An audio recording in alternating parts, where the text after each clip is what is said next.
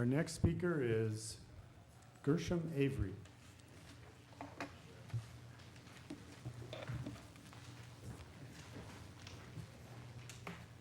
Surprised I'm third on the list. It was about 10 o'clock in the morning that I called.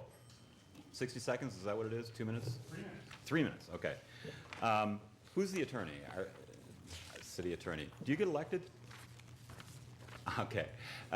He's not your friend. You're his fall guy.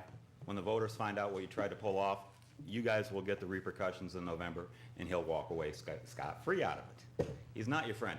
He listened to a few rogue DEA agents that were violating the presidential directive and wasting resources trying to undermine our state law. That's the way it started. Then it progressed into secret meetings behind doors with a few council members, putting together something that was hopefully being able to be railroaded through this meeting tonight with little or no notification to the public. I think it's a violation of several laws simultaneously. Certainly trust.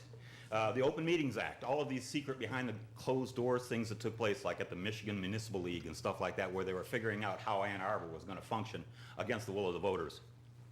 The Right to Farm Act. What this proposed thing is a violation of the Right to Farm Act. The Right to Farm Act was passed with part in mind with the city of Detroit and the vacant land that's in there for people to be able to farm on that. This is talking about residential properties. It covers residential and commercial properties. The Right to Farm Act does. Small and large scale things, and marijuana involves cultivation, farming.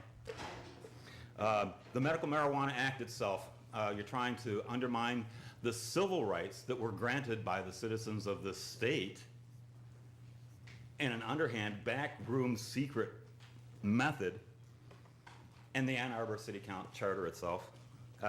There's more laws that people are attempting to violate in this procedure and process. I'd like to get a more extensive list of the various laws that are trying to be broken here. I mean, the only way that these laws against marijuana can exist is in a context of fraud.